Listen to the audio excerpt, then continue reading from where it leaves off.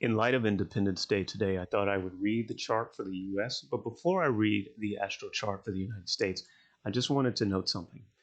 Um, Events, like people, have astrology charts. Essentially, the time at which we register the birth of an event is where we can consider that kind of space time snapshot of the sky to start to have its effects for the duration of that event. And just like people, when you get along with a particular event, you tend to see its positive angles. And when you don't get along with the event, then you tend to see its negative angles. In astrology, for example, trines are considered positive and squares are considered negative. And so, in the same chart, when you are the friend to something, you will tend to feel the trines and you'll describe everything in terms of how great those trines are. But when you're not getting along with that individual event, you'll tend to feel the squares in the very same chart and you'll tell an entirely different story, but actually it's the same story. It's just that now we're concentrating more on the tension in it.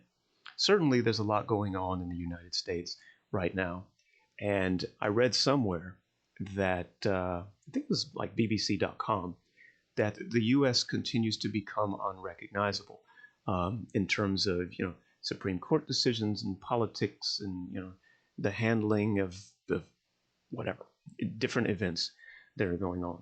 But I assert that that the U.S. is still one of the greatest countries in the world.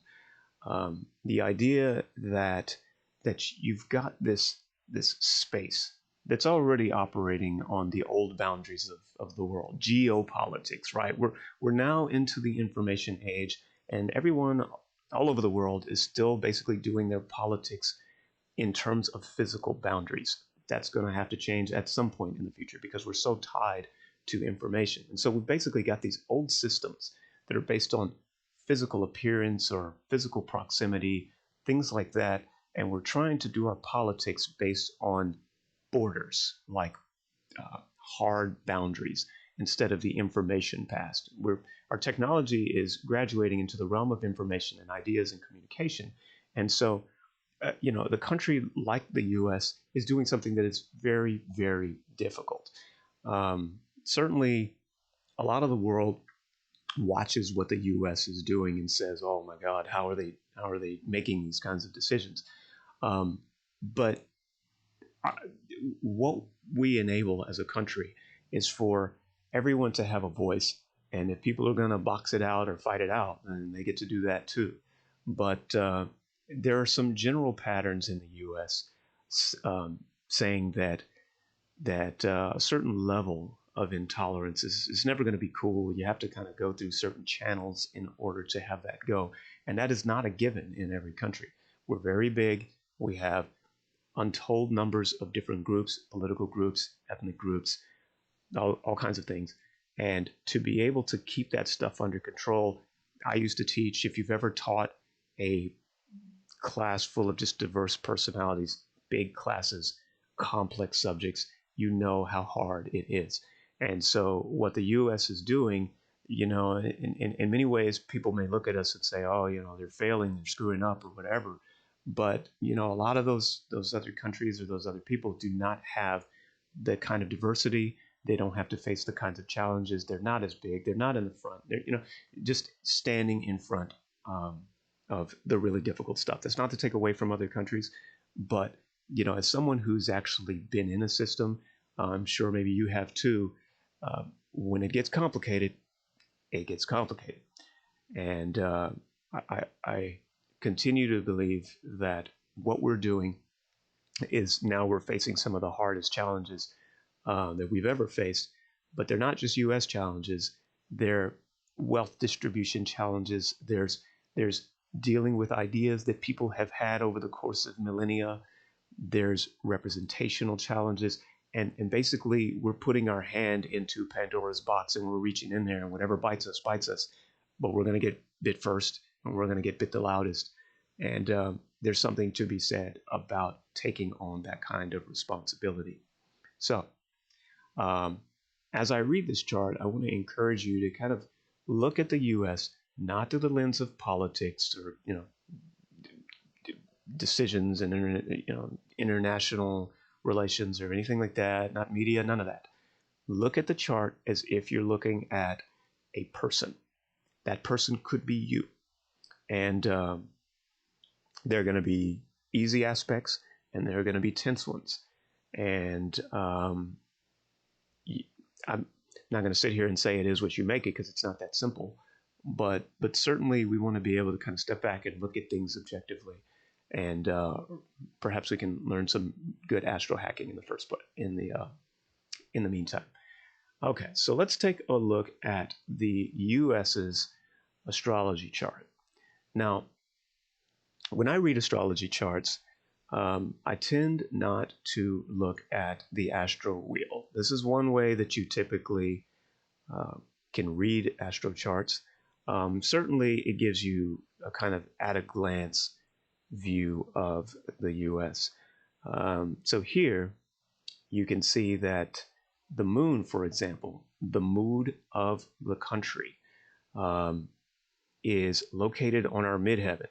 So, as far as our reputation as a country, the way we're kind of feeling internally, we're pretty transparent. We wear our hearts on our sleeves in some way.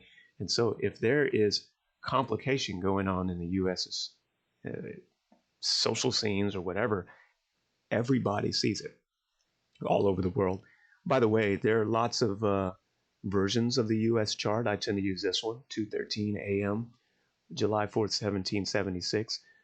This one tends to line up with kind of events that you may observe historically. So anyway, some people may use a different chart, but I'm going to use this one. But you'll note that the moon, the country's overall mood, is trine Mars. And so as other countries kind of look at our influence, that's Mars, these two tend to go together. Trines are 1/3 of a circle. And so it takes 3 cycles of trines to make a whole circle. And that helps that aspect resonate with Gemini. Basically, when you are thinking to yourself or you're giving your opinion of an event, you tend to trigger your trines. And so when people think of the United States, they will often associate the country's mood with the kind of influence it exercises over others. Could be other countries, could be people, or whatever.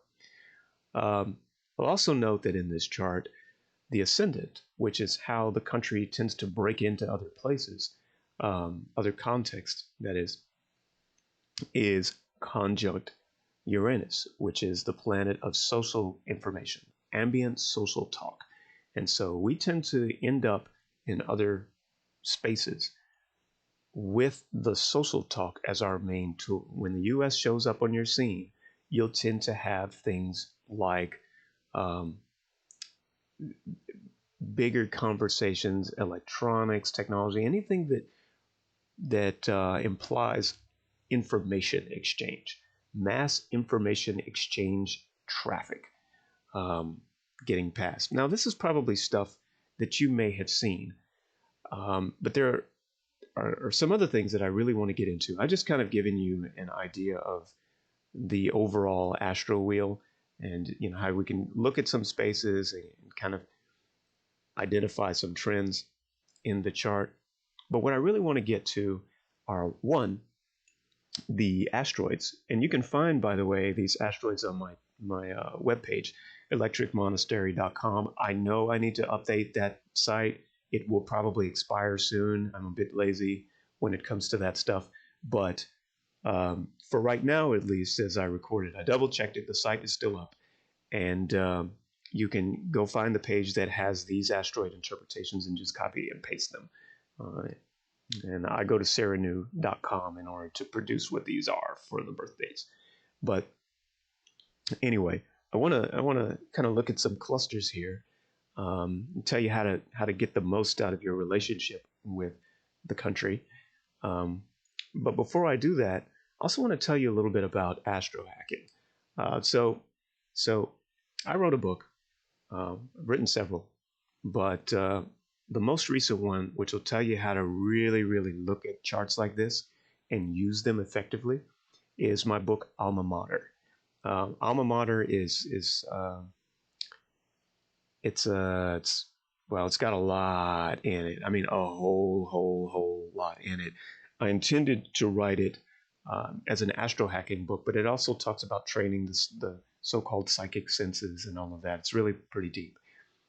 An example of what happens towards the end of Alma Mater, though, is as I tell you how to look at what I call duodecanates. So you have 12 signs, and each of these signs um, can actually be considered its own cycle. And so you will go through a cycle for Pisces, and then there'll be a different cycle for Aquarius. And when you're in a cycle, you can have basically another sign. It works like gears. And so we split these 12 signs into 12 more signs and get a total of 144.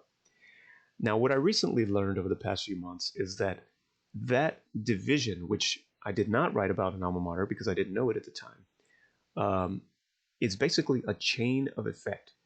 So this, for example, is Pisces 5. See, this, not Pisces, sorry, this is Aquarius 5 that we're looking at, where the moon is. Basically, it starts off backwards. So you've got Pisces 1, 2, 3, 4, 5, 6, 7, 8, 9, 10, 11, 12. So this is Pisces.Aries, Pisces.Taurus, Pisces.Gemini, and so on. Okay, so here's Aquarius, Aquarius.Aries, Aquarius.Taurus, Aquarius.Gemini, Cancer, Leo.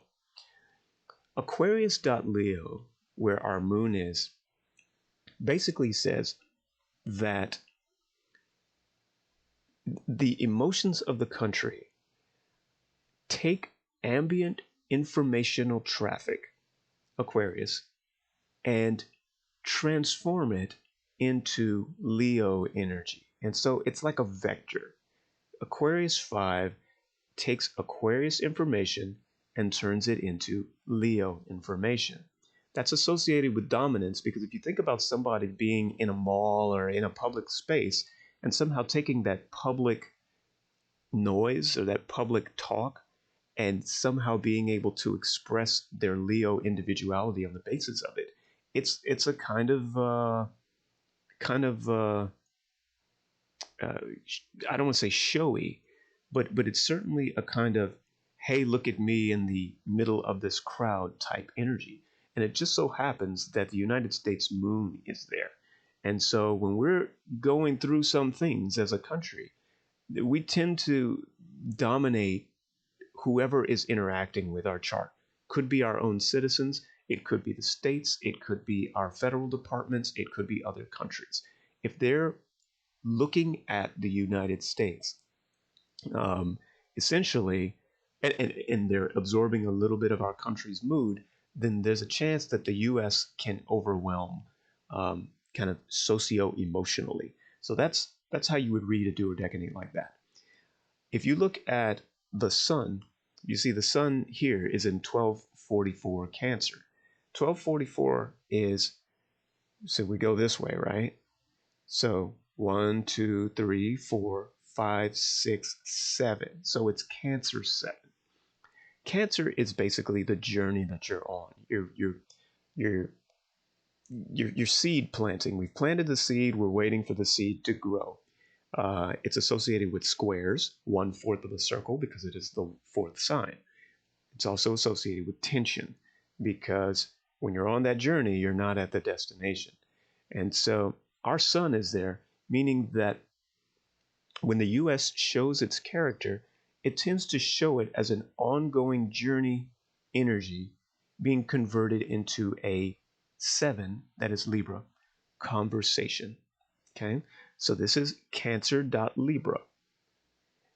We start off with emotional kind of journeying energy, and we translate that into our conversations. And so if you look at this and you believe in things like dispositors, for example, or you use them, it basically says that the so-called ruler of Cancer, which is the moon, not only can overwhelm people, and this includes other countries watching us, but it also allows our kind of emotional content as a country to filter into everyday conversations very easily. So you could see how the U.S. chart-wise, was probably designed to be some special kind of business in terms of influencing other places. You only have so many countries floating around out there, only so many charts. And this chart is definitely one for kind of an emotional um, heaviness on other countries. Now, let me read one more of these so you can get the idea again on how to look at duodecanates. Because if this were your chart, then you'd want to be able to kind of understand how to look at these signs within signs. I think I'm going to concentrate here on the white moon, Selene. Now, it's unfortunately hocus pocusy being called the white moon, but it's a calculated point. It goes around the chart. 7-year cycle in a perfect circle. It is in Sagittarius 2, because we go this way, right? Starting from Pisces, we work backwards. And the reason we work backwards, by the way, is because it's like gears. The wheel turns one way, the inner wheel turns the other way. So we go this way, Aries, Taurus, Gemini, whatever, on the outer wheel. But inside each sign, we go this way, this way. There's a mathematical reason for that. Don't worry about it. The bottom line is that Sagittarius 1, Sagittarius 2.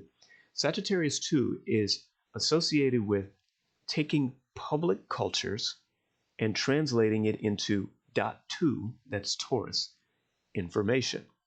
And dot 2 is the identity. So you're taking public cultures and you're changing it into your identity. I have found that this is associated with, quote, learn or die, learn or fail. The US has a talent for picking up other cultures and pulling it into its identity.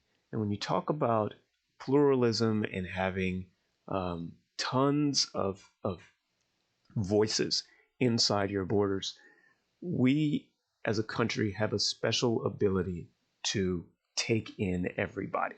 All right, this is what we're totally known for. And even in times of tension, the ability to have so many voices take their stances, frankly, still remains a talent of ours. I've said it over and over, and I'll continue to say it here. I believe that our country is still one of the greatest in the world. You know, it's you don't look at your family and say, okay, we're fighting now. We're not the greatest family anymore. You know, sometimes we have difficult phases that we need to pass through. And if you think about the information age and what it means for identities beyond the old physical appearances or imperialism, kings and queens, geographic boundaries, right? We don't even rely on those as heavily anymore, because now we have commerce, we have the internet, we have all these information systems. And the US is somehow supposed to preserve identity in the face of massive, rampant information everywhere. It's just difficult work. And we remain very, very good at it. At this point in history, however, obviously people stand in different places in those informational spaces. And somebody is going to have to take on the challenge of bringing order to that. I assert that there aren't very many other countries who are up to the challenge. There are some, but you know, this remains a talent of ours. Now, hopefully that gives you an idea of how to read duodecadates. Let me tell you one more time. Wherever your planets are located, you look at the sign, and then counting backwards, you look at other signs. So Aries, Taurus, Gemini, whatever. 1, 2, 3, 4, 5, 6, 7, 8, 9, 10, 11, 12. 1, 2, 3, 4, 5, 6, 7, 8, 9, 10, 11, 12. 1, 2, 3, 4, 5, 6, 7, 8, 9, 10, 11, 12. Okay? And when you've done that, it basically points to a transfer of attention. So for example, if we wanted to look at Mars right here, 1, 2, 3, 4, because they're broken into 2.5 degree regions when we take 30 degrees divided by 12. So this is Gemini.Cancer. It means that when the country is giving its opinion, it tends to take that opinion and translate it into a journey, Gemini dot Cancer, and that's how it influences anyone who interacts with its chart. It goes from Gemini energy to Cancer energy by way of Mars. Okay? Anyways, let me take a look at some of the asteroids because, like any good synastry, you are able to take your own chart and overlap it with the country's chart in order to take a look at some of your prime relationship with that country. So, for example, my moon is in Aries 4, and it looks here. So Aries 1, 2, 3, 4. In my birth chart, my moon is conjunct the country's Chiron, and so basically, the doctor-patient kind of counseling role, where the U.S. basically plays out its counseling session on either side of the chair, is what my moon would resonate with. And so this particular recording, for example, is kind of a testament to that. I didn't realize that, but I'm just seeing it now. But the thing is, that's a piece of my chart in synastry with the US's chart. And if I went to, here we go, this section right there. Okay, so this is that 2.5 degree window of Aries I was just talking about. And you can see that Chiron, let me blow this up a little bit, is there with a couple of other asteroids. And so you're level-headed and stable in your interactions. Okay. And okay, here's some other stuff.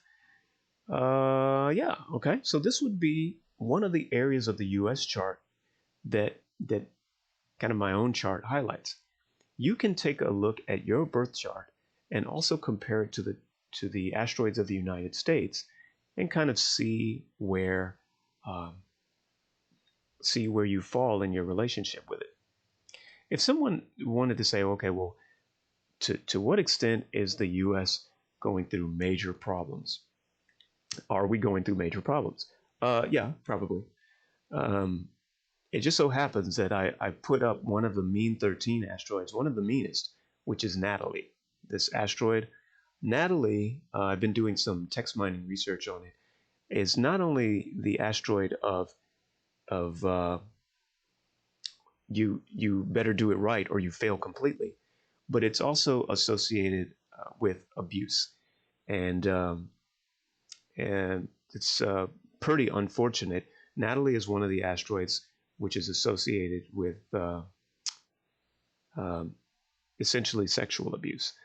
And the reason, which I found out from the text mine, you wouldn't see it here because I'm still working on that stuff. But you look at this, it says the thing which, should you allow to play out negatively, will ruin what you've built. And unfortunately, Natalie is in the last duodecanate right here, 0 Aries. And so essentially, that puts a cloud around the United States in the sense that this Aries.Pisces basically takes your impulse and it translates it into Pisces energy, a general mood. So wherever the US shows up, there tends to be a big do or die emergency. You almost don't want the US to appear on your, I don't want to say your soil, but in your regular discourse, because it tends to mean that something major is being fought or being solved.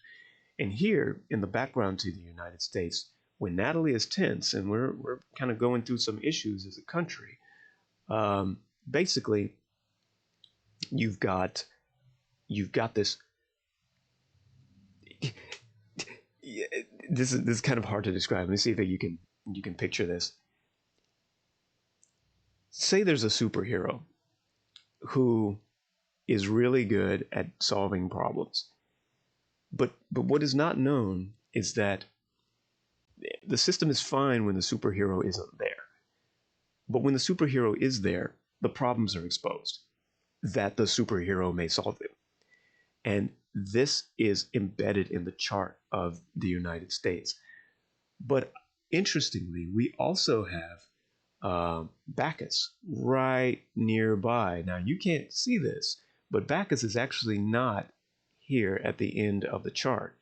It's at the beginning. See that? Bacchus is 2957 Pisces, whereas Natalie is 019 Aries. So when we feel like starting something, our friends tend to come with us. Um, One thing that a lot of people may not appreciate about the United States is that it doesn't matter how divided we look.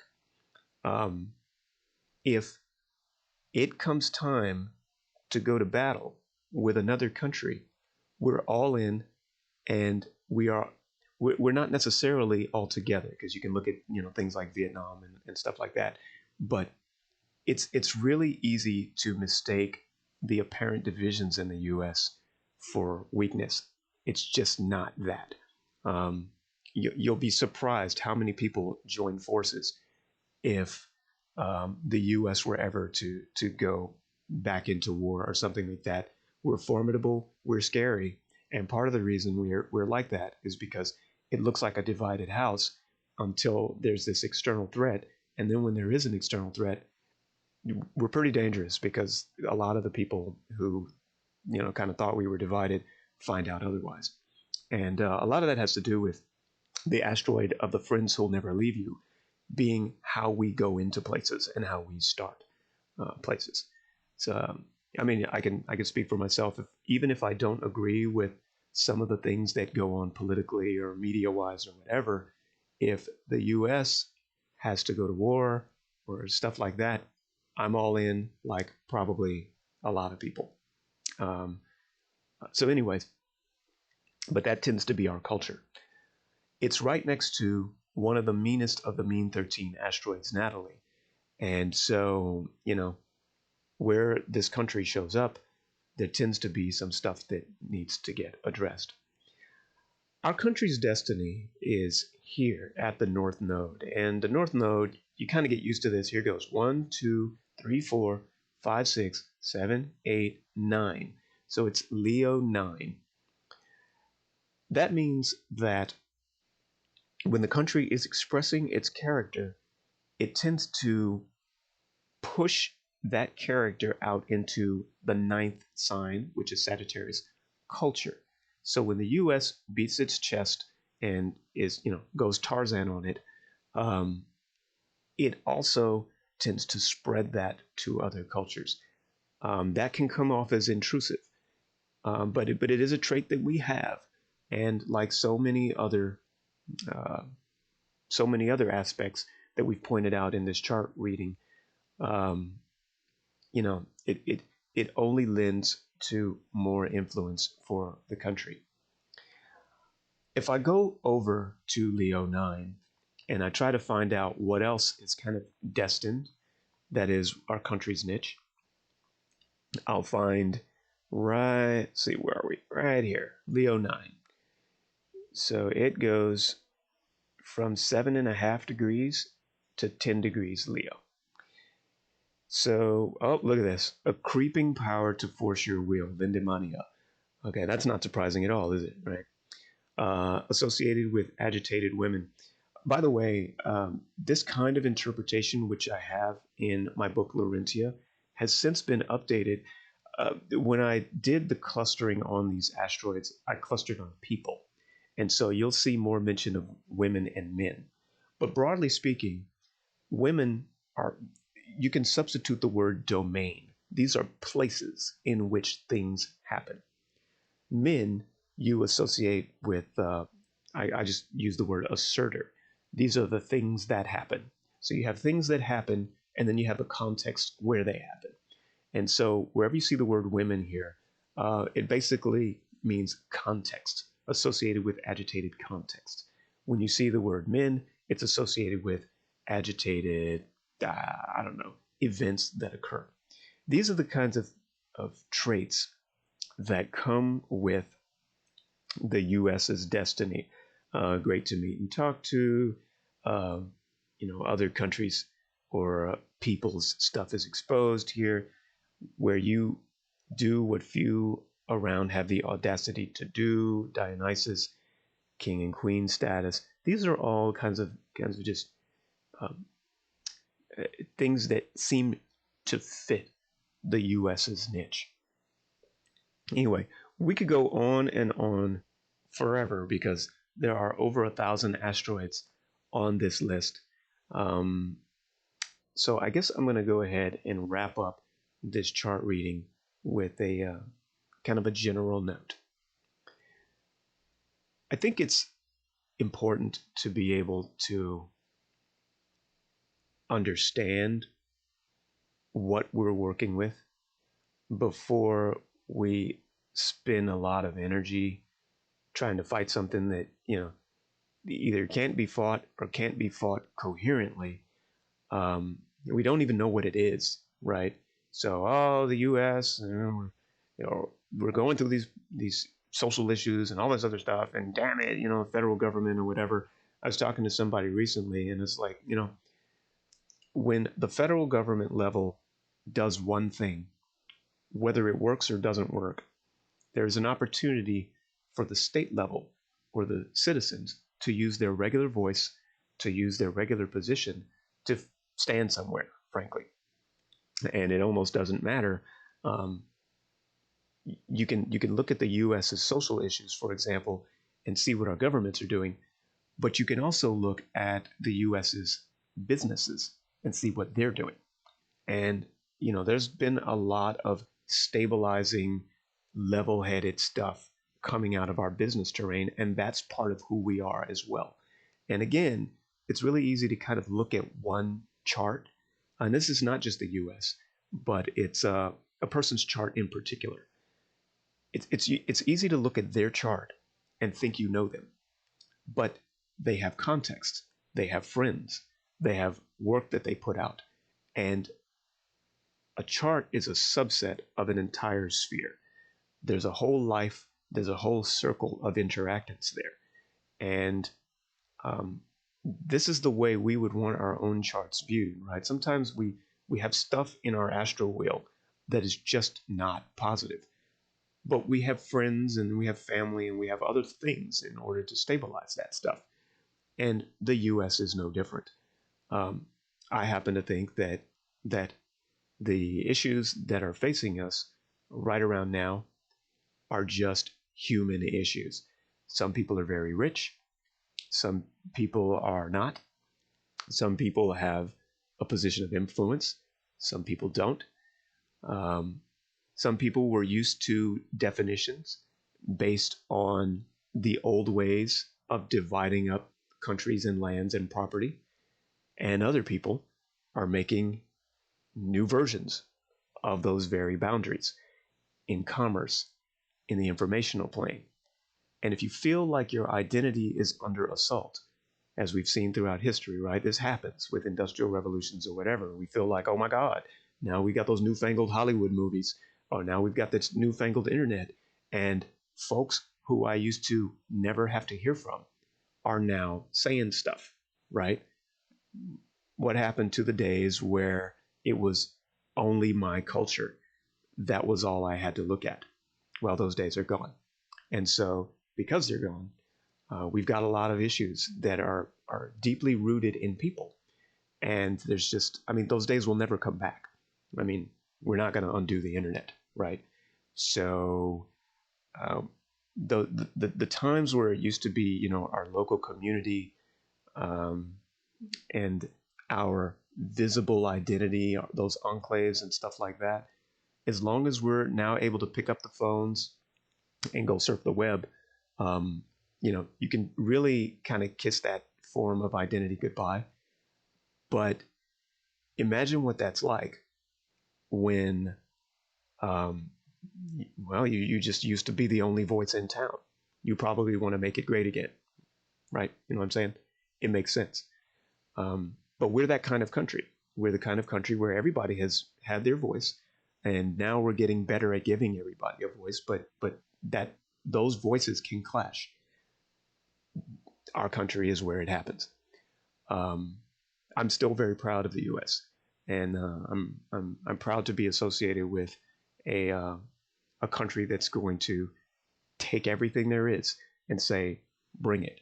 Take every voice and bring it. There will be fights, there will be differences, but when you look at the talent that we have as a country for influencing, um, not so much other countries, but just each other, the citizens, the spirit of the flag and all of that. Um, I mean, it's hard fought uh, trying to bring so many different voices together, especially when the voices aren't even based on things that used to exist for so long. Um, anyway, not to get on too much of a soapbox, but I wish more people understood the difficulty of this pluralistic experiment. And I wish more people appreciated that the disagreements that we have are a strength. If this were your chart, you know, maybe it would be easier to see it that way. Before I close out this recording, I do want to kind of show you where you can find how to read this stuff. So I have my book. Um, so this book, Alma Mater, is basically where I talk about astro hacking. And if you want to know how to look at particularly the negative asteroids, there are a bunch of them. I don't know if I list something like 50, but find this book. The ebook is harder than the print book, and it's also better than the print book. But the print book is frankly easier to read and do the exercises in. It'll teach you a lot about intuition and also about really kind of knowing yourself, knowing your strengths, and being able to look at stuff like this and again make a decision. Right? You don't have to be powerless in the face of a difficult event or a tense event. There are definitely places where you can kind of take the time to understand that event, understand your relationship to it, and basically use it to hopefully build a happier world for yourself. Um, anyway, I I know it sounds a little bit cheeky, but I hope people enjoy their Independence Day, and certainly uh, me and my girlfriend's dog enjoys his Independence Day. I don't know if you can hear him bark, um, but yeah, uh, good luck, and uh, yeah, I wish everybody peace.